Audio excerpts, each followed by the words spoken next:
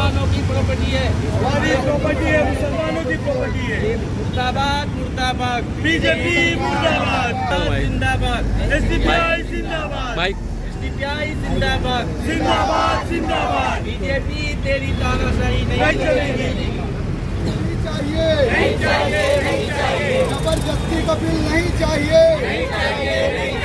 मांगता नहीं वो बिल नहीं चाहिए,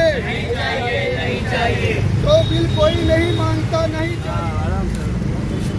उधर भी मांग रहा है, उधर ही मांग।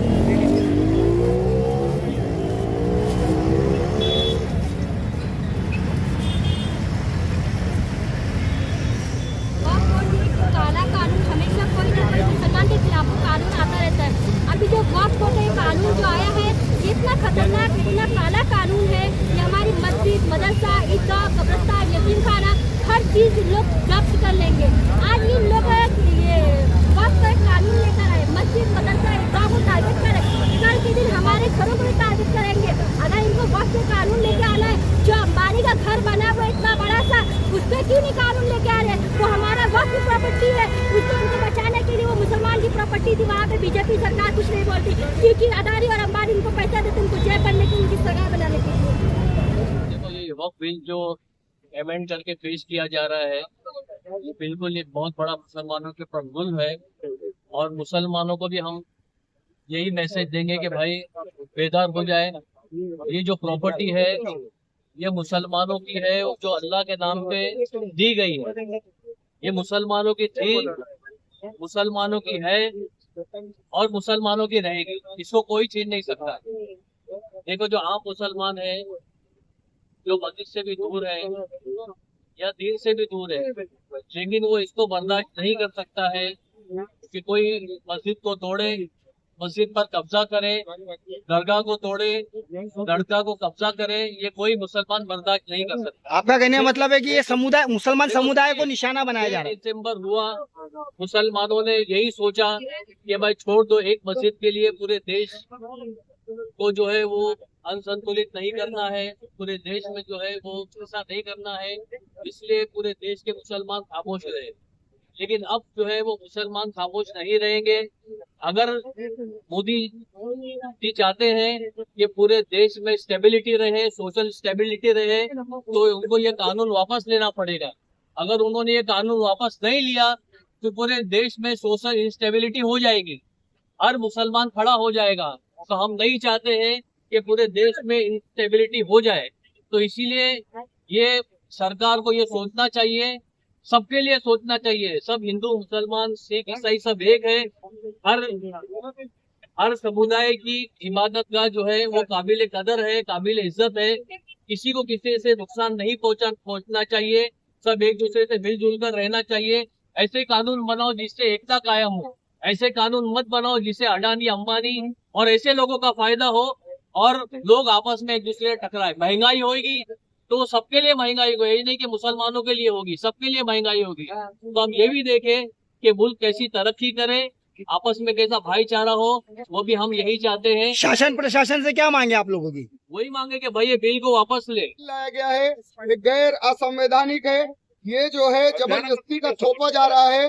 जब कोई अब बिल का मांग नहीं कर रहा है, ऐसी बिल क्यों लाया जा रहा है? अगर तुमको बिल लाना है तो जो यहाँ पर भ्रष्टाचार होता है उसके लिए बिल लाने के लिए बात हो रही थी। कल तक बोल रहे थे ये झूठ, सरकार सरासर झूठ बोल रही है। सरकार बोल रही है कि सच्चर कमेटी ने कहा था कि इससे मुसलमानों का उद्धार होगा। सच्चर कमेटी ने आगे क्या कहा था वो भी तो बताओ। सच्चर कमेटी ने कहा कि जो वक्फ की प्रॉपर्टी है उसमें कब्रिस्तान है, मस्जिद है, लेकिन बहुत ऐसी जगह है जिससे पैसा मिल सकता है, जिससे आमदनी हो सकती है, लेकिन वो किसी न किसी के कब्जे में है। आज सरकार को उसको हटाने के लिए काम करना चाहिए। तो सरकार क्या ला रही है? जो हमारा वक्फ बिल है उसको शक के दायरे में वक्फ बिल आया जा, वक्फ को, प्रॉपर्टी को ऐसा दिखाया जा रहा है पूरे देश में कि 9 लाख एकड़ जमीन हिंदुस्तान में वक्फ के पास है। आप गैर और भी धर्म के पास आप देखोगे इससे ज्यादा प्रॉपर्टी है। एक एक स्टेट में इससे पूरे देश की प्रॉपर्टी गिना रहे हैं, लेकिन एक स्टेट में मैं आपको बता दूं मंदिर प्रबंधन के पास इससे ज्यादा प्रॉपर्टी है। लेकिन उससे हमारा वक्फ बिल को दिखाया जा रहा है कि वक्फ वाले ये हमारे जो कब्रिस्तान है, जो मस्जिद है, आपको बताते चले हर एक चीज जो है वक्फ प्रॉपर्टी है। सारा चीज जोड़ के पूरे हिंदुस्तान में 9 लाख एकड़ बता रहे हैं। 3.3 मिलियन का हिंदुस्तान, 3.3 मिलियन किलोमीटर, सर वक्त उसमें कितना हिस्सा है? ये थोड़ा सा एक हिस्सा है, लेकिन उसको ऐसा दिखा रहे हैं उसमें कब्रिस्तान है, उसमें जमीन है। उसको बिल ला रहे हो आप, तो बिल इसलिए लाओ कि जो प्रॉपर्टी को कब्जा किए हैं, जो प्रॉपर्टी को कब्जा किए हैं, उसको छुड़वाया कैसे जाए, कैसे इसका लाभ लिया जाए, इसके लिए तो कुछ प्रावधान नहीं है। वक्त को लेकर अलविदा जुमा के दिन काली पट्टी पहनकर हिंदुस्तान में हर जगह नमाज पढ़ी गई और वक्त बिल को लेकर प्रदर्शन किया गया। आगे आप इसमें क्या कहेंगे? नहीं प्रबल, आप देखेंगे कि बिल जो है, बिल से कोई खुश नहीं है, तो बिल का विरोध में आप देखेंगे सब है। बिल सरकार जबरदस्ती ला रही है। ये किसको फायदा पहुंचाना चाह रही है? ये अंबानी अडानी को फायदा पहुंचाना चाह रही है। जमीन के चोर कौन है? आप देखेंगे गुजरात में 3 रुपए पर एकड़ जमीन बेच दिया है गवर्नमेंट ने। आप देखेंगे यहाँ पे अडानी को कौड़ी के भाव दिया है। आप देखेंगे छत्तीसगढ़ में जमीन जबरदस्ती का लोगों से अधिग्रहण करके दे दिया। तो वक्फ देखो, वक्फ में एक कानून है, वक्फ का अल्लाह के नाम से वक्फ कर दिया, उसको बेचने का नहीं है। में ऑल इंडिया कहीं भी बात नहीं है, पूरे इंडिया लेवल का प्रोटेस्ट। आप लोग एसडीपीआई की मांग क्या है? प्रशासन से एसडीपीआई की मांग है कि ये वक्फ बिल आपको चाहिए नहीं।